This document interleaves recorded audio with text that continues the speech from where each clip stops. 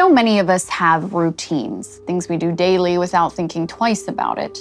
And while none of us like to think about how we might die one day, I think there's something especially terrifying thinking about one of those routine things resulting in death, which is what this story is about. It's also about deceit, which on the surface may make you think that it's a story like so many others, where the person who is supposed to love you the most does the unthinkable.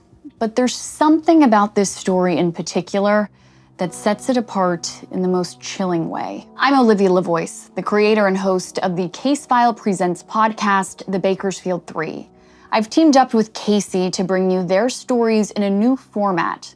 Casey and I have picked some of Casefile's most memorable cases to be featured here, where the storytelling will be a little bit different. Mainly, you'll have photos and videos guiding you through the story. Today's story is based on Casefile case number 93, Susan Snow and Bruce Nickell. At 40 years old, Sue Snow appeared to have a great life. She and her family lived in a city outside of Seattle, Auburn, Washington, where Sue had a very successful career as a bank manager.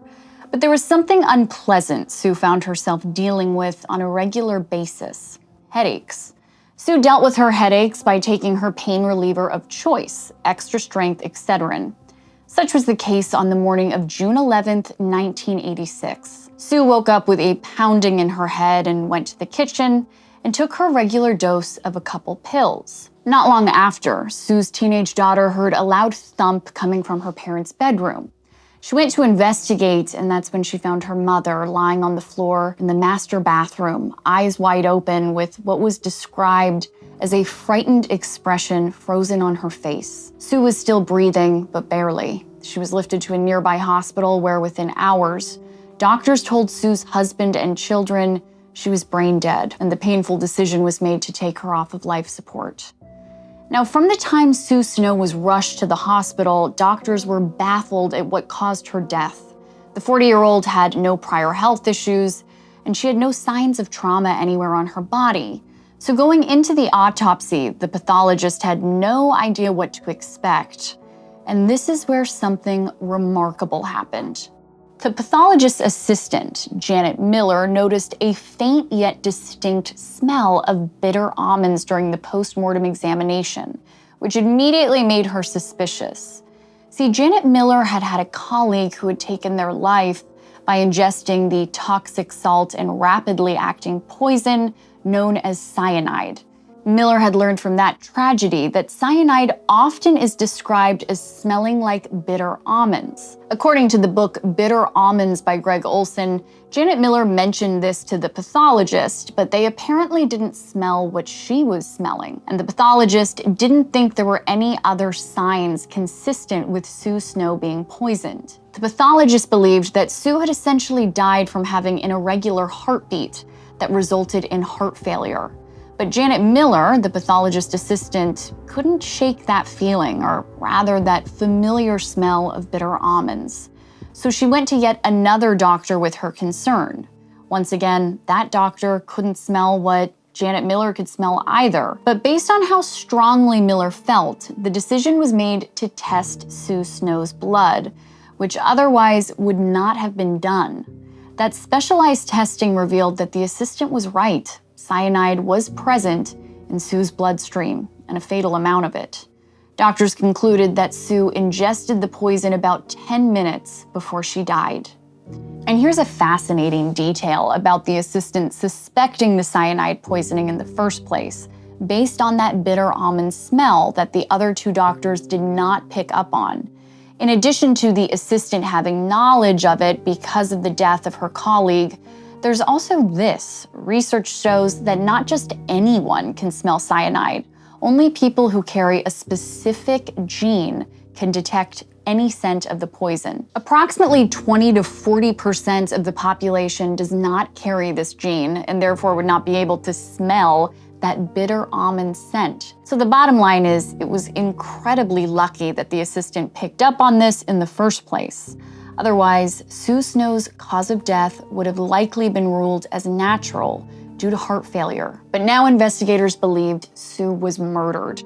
They began exploring several different theories and persons of interest, including a past customer of Sue's from the bank who she'd turned into authorities on suspicion of embezzlement.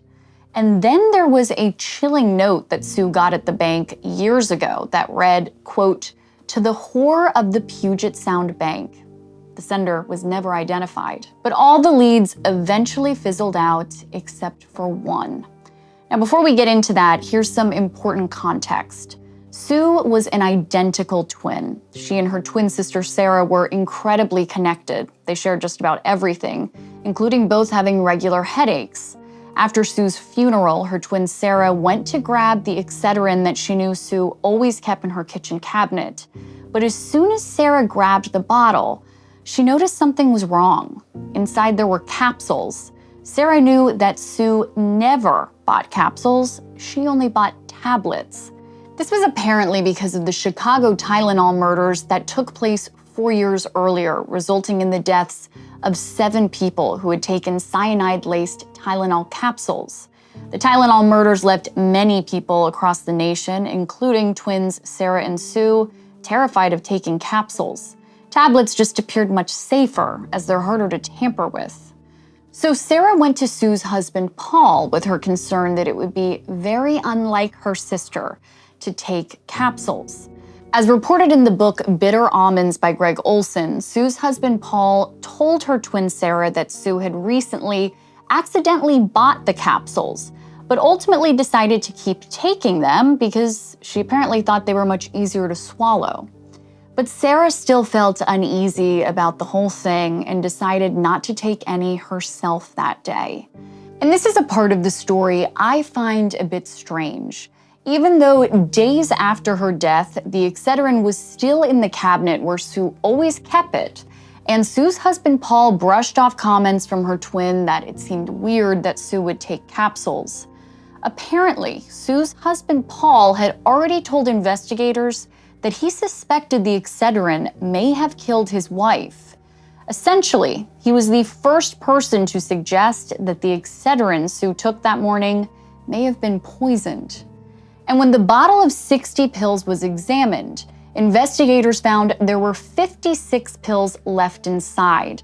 Testing concluded that 9 of those pills had cyanide in the capsule. And then there was this. Paul explained that on the morning of Sue's death, he took 2 pills from the brand new bottle of Excedrin before he left for work, before Sue had woken up.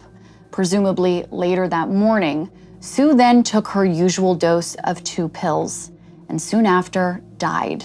This would explain why 4 pills were missing from the bottle. Hearing this, investigators thought, what are the odds that this brand new bottle was opened and Paul and Sue both took 2 pills from it a couple hours apart, and only one of them ended up dead? And on top of that, investigators found it was just a little too convenient that Paul was the first person to suggest that the Excedrin could have been poisoned, which of course turned out to be correct. And the more they dug, the more suspicious they felt Paul looked. Their marriage was now under a microscope, and investigators found several things that frankly did not look good for Paul, including a past affair. Investigators also apparently just felt his behavior was off. To put it bluntly, they didn't feel he was acting like a grieving spouse should be. But what really raised the alarm for them the most was his story that he took 2 of the Excedrin pills the morning of his wife's death. Detectives theorized that Paul had poisoned the pills and then threw out 2 of them so he could say that he took some himself, thinking that that would make him look less suspicious. But to investigators, of course, that did the exact opposite. To investigators, this appeared to be an all too familiar story of a husband wanting to get rid of his wife, a story we've heard too many times. But despite investigators' strong belief that Sue's death was an isolated incident, the manufacturers of Excedrin, a company named Bristol Myers, decided not to take any chances and began a heavily publicized nationwide recall. This made Sue Snow's death a huge news story, and 8 days after she had taken the poisonous pills, investigators got a call that changed everything. It came from a woman who said her husband recently passed away, and his death had strong similarities to what happened to Sue Snow. Her husband's name was Bruce Nickell, who, like Sue Snow, lived in Auburn, Washington. 52-year-old Bruce and his wife, 43-year-old Stella, lived a quiet life together. They'd been married for 10 years. After starting out their relationship in the party scene, the two had become homebodies. Over the years, after Stella helped Bruce recover from an alcohol addiction, they shared a quiet life together and often spent time at home, tending to their saltwater aquarium and their garden. Bruce died about a week before Sue on what initially appeared to be an ordinary day. Bruce came home from work where he greeted his wife and then took 4 Excedrin capsules. Minutes later, his wife called 911 and described her husband as being unconscious with difficulty breathing. He was rushed to the hospital where he died within hours. Bruce's wife Stella reportedly found his autopsy report to be confusing and very upsetting when doctors explained that they believed the 52-year-old's heart went out due to issues in his lungs. Stella struggled to accept that, even though Bruce had been a longtime smoker. She pointed out that before his death, doctors didn't note him having any health issues, and he had recently passed a physical with flying colors. Stella felt the pathologist's findings just couldn't be right. Soon after, Sue Snow's death made national headlines, and Stella Nickell told police the similarities between the two cases could not be ignored. Investigators collected the bottle of Excedrin that Bruce had used the day he died. The bottle was almost empty, but there were 8 pills left. Stella also gave them a second unopened bottle of Excedrin. Stella said that the 2 bottles were bought about 2 weeks apart at 2 different supermarkets. Investigators found that of the remaining 8 pills from the bottle Bruce had used, 2 pills contained cyanide, and the unopened bottle contained 4 lethal capsules. Now, by this point, Bruce had already been buried, but fortunately, the medical examiner's office kept a vial of his blood. Testing was performed that confirmed that, like Sue Snow, Bruce had been poisoned. From there, the media storm was massive. 2 strangers who died the same horrific death prompted a crippling fear nationwide, and it was disastrous for the Excedrin brand. Both Sue Snow's husband and Bruce Nickell's wife filed wrongful death suits against the company Bristol Myers, who had already lost millions of dollars from the recall. In total, 15,000 bottles of Excedrin were collected during the recall and examined, of which only 1 bottle contained any cyanide-laced pills. That bottle also came from the same town where Sue and Bruce lived. And then shortly after, a manager at a local drugstore, also in the same town where Bruce and Sue lived, called 911 to say they were suspicious about a bottle of Anacin 3 pain relievers that someone had misplaced in a random aisle. Upon testing, the bottle had 4 poisonous pills inside. Now investigators realized someone in Auburn, Washington was poisoning multiple different brands of over-the-counter pain relievers. This prompted Washington State to put a 90-day ban on all over-the-counter medicine in capsule form. Various drug companies also came together and offered a $300,000 reward for information on the case. Meanwhile, due to new laws enacted after the 1982 Chicago Tylenol murders, the case became a federal matter and the FBI began investigating. They started digging into how someone was able to pull this off and concluded whoever contaminated these 5 bottles definitely wore gloves, and that the box that the pills were put inside had been carefully opened along the seams and then put back together. And then there's the safety seals, which were implemented as a result of the Chicago Tylenol murders. Everyone wanted to know, how did someone get through the safety seal? FBI techs concluded that if you were looking for it, the naked eye could detect the seal had been cut, but it wasn't so obvious that someone would likely notice it if they weren't suspecting anything. Now, upon examination of the poison capsules, forensics teams found that inside the cyanide powder, there appeared to be microscopic specks of green crystals mixed in. Extensive testing was done, and it appeared these green crystals were made up of chemicals meant to prevent the growth of algae. On a hunch, an FBI chemist went to an aquarium store and found a product called Algae Destroyer, which contained the mix of chemicals in the green crystals mixed in with the cyanide. Now, this is where the investigation turned up a notch. Back in Washington state, special agents with the FBI visited 57 local pet stores, showing each employee photos of both of their victims, Bruce and Sue, and photos of people close to them, asking if anyone in the photos had ever purchased this algae cleaner. This may have seemed like a long shot at first, but one young employee at a pet store did recognize someone in those photos. Stella, Bruce Nickell's wife. And it's pretty incredible when you think about it, just how lucky it is that this young man remembered Stella based off of one interaction he had with one customer that he had no way of knowing would have any significance. I find this detail fascinating. Essentially, he said that Stella came into the store complaining that the liquid algae cleaner she had recently bought for her saltwater aquarium was not working, and she wanted to use Algae Destroyer tablets. The pet store employee personally didn't think that Algae Destroyer tablets were a good product, so the store didn't carry them. But per Stella's request, he ordered them specially just for her. And he remembered telling her that the tablets were often very hard, so she should crush them up before using them. So this memorable encounter, coupled with the fact that police knew Stella had an aquarium at home, was pretty compelling. Their theory was that Stella had used the same bowl to crush up the cyanide that she had used to crush up her Algae Destroyer blocks. And the evidence continued to stack up against her. Investigators found that Stella and Bruce had been in some serious debt. And in the days before Bruce's death, Stella sent a letter to her debt collectors, telling them she was late on her payments because she had been having issues in her marriage. But she said those issues were just about resolved, and she added that her husband Bruce would no longer be involved.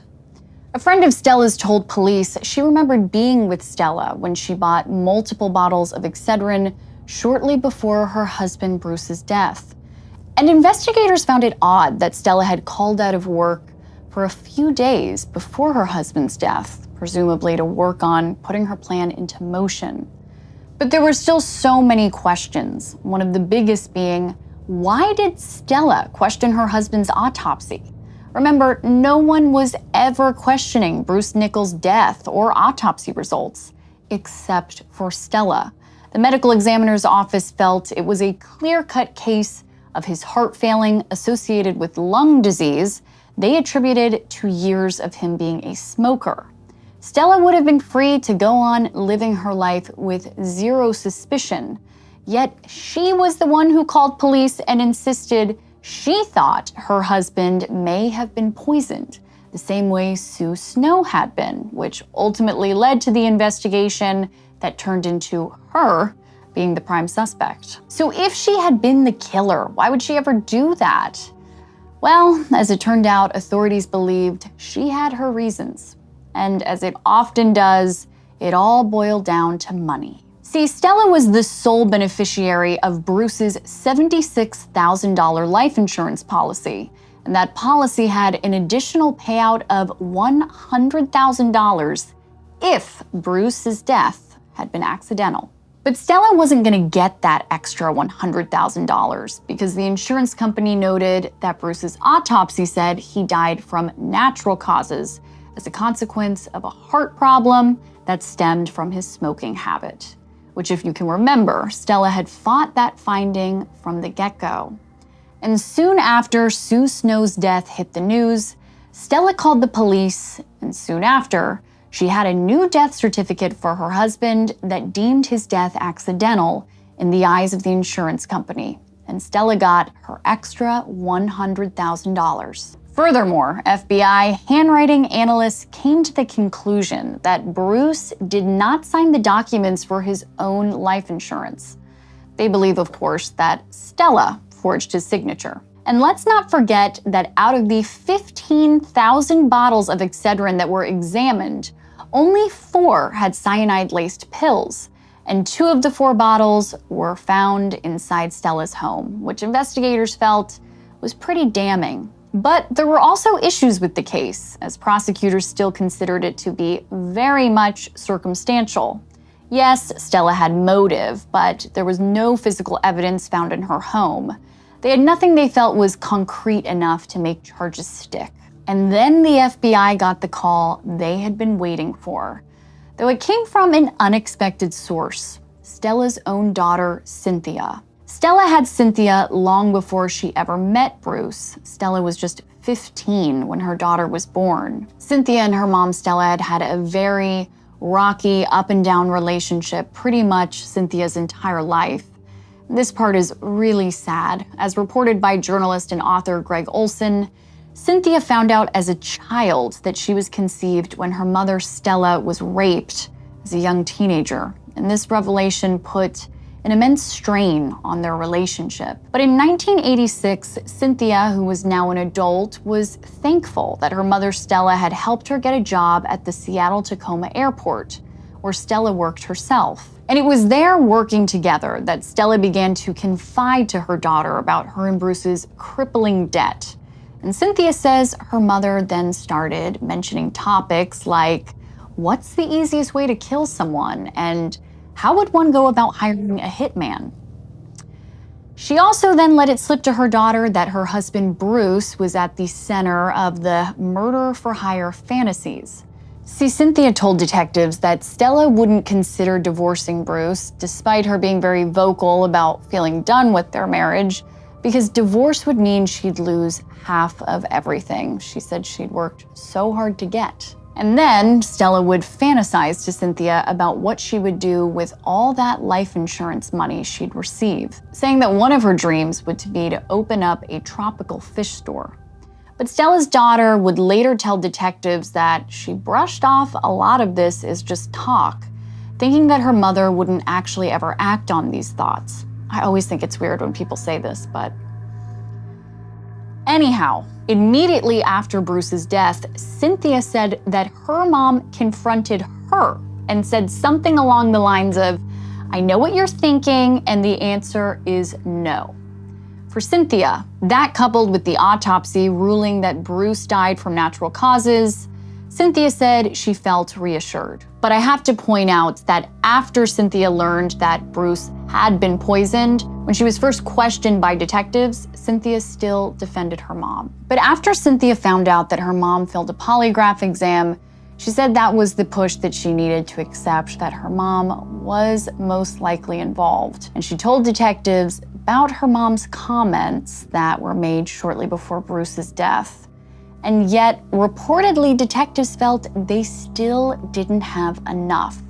They wanted something more concrete, which led Cynthia to tell them about an alleged failed plot to kill Bruce 6 months earlier. Cynthia said that her mom had been spending a lot of time at the library researching poisonous plants, and she ended up growing a poisonous plant in her yard that she supposedly put into capsules and gave to Bruce. Now, Stella allegedly told her daughter that since Bruce was known to chew on wild grass, she felt his death would be open and shut, and no one would question that Bruce could have chewed a plant growing in his own yard, not realizing it was poisonous. But the poison from the plant didn't kill Bruce, which Cynthia said was very upsetting for her mom. So while Cynthia's stories against her mom were getting more and more damning, it all still fell in that circumstantial evidence category.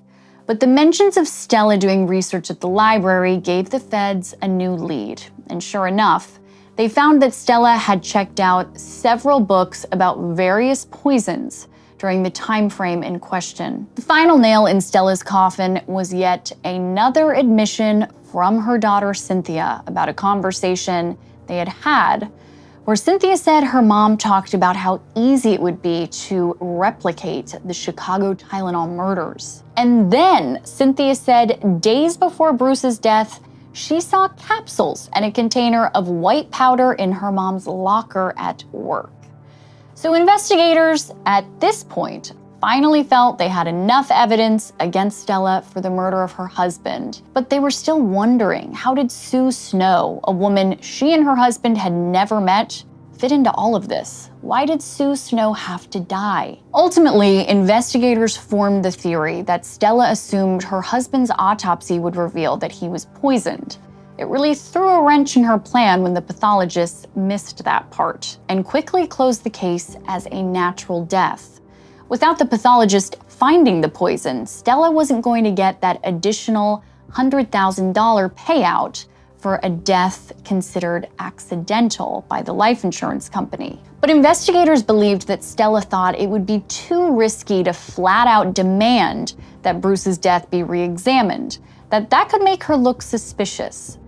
So instead, investigators theorized that Stella wanted to make it look like there was a pharmaceutical terrorist out there. So she put a poisoned bottle of Excedrin back on the shelf in a nearby drugstore and waited. Sue Snow bought that planted bottle, and soon afterwards, she consumed the poisonous capsules and died, which gave Stella her in to ask investigators that Bruce's death be re-examined, which resulted in his death certificate being changed and her getting that payout. Now, I want to take a moment to go back to the early days of the Sue Snow murder investigation, when seemingly everyone was convinced that Sue's husband, Paul, was her killer. Not only did detectives come to believe that he did it, Sue's family did as well, and it destroyed a lot of relationships that were likely irreparable. I think there's something really interesting about looking at something that looks so suspicious that can then turn out to be completely innocent. Like Sue's husband, Paul, telling her twin sister that despite Sue having this longtime fear of taking capsules, shortly before her death, she apparently accidentally bought them and then decided she liked them. At that time, coupled with Paul saying he also took Excedrin from the same bottle the day of Sue's death, really did not look good for him in the eyes of investigators, or really anyone. But in the end, it was all true. And furthermore, what's terrifying about this case is, if you remember, it was incredibly lucky that the cyanide was detected during Sue Snow's autopsy. Had it not been for the assistant there that had the past experience with knowing what cyanide smelled like, and had she also not had the gene necessary to smell it in the first place, Sue Snow's death would have been presumed to be due to heart failure. And then who knows how many more deaths there would have been. So in 1988, Stella went on trial and was ultimately convicted of 5 counts of product tampering, resulting in the death of her husband, Bruce Nickell, and Sue Snow. Stella Nickell was sentenced to 90 years in prison. Now, just a little tidbit here that I think is interesting about this case. A lot of inmates in Washington state who were originally given really lengthy sentences for homicide cases in the 70s and 80s, including cases where there were numerous victims, a lot of those inmates have been released. So I thought there was a pretty good chance that Stella Nickell had been released, but she hasn't. And the big difference between Stella's case and these other Washington state cases is Stella's case is federal. So the things we're seeing in state cases here in Washington don't apply to her. In fact, in 2022, Stella filed a petition asking for something called compassionate release. Stella was 78 years old at the time, and she said her failing health wasn't being treated adequately in the federal prison. Stella mentioned in the petition how she has been a model inmate over the last 34 years, but her request was denied in fall 2023. Thank you so much for watching, and don't forget, if you want to hear the original Casefile episode, which includes much more detail, you can find that wherever you get your podcasts, and here on our YouTube channel, Case 93, Susan Snow and Bruce Nickell. If you enjoyed this video, please be sure to give it a thumbs up and subscribe to our channel. Thank you.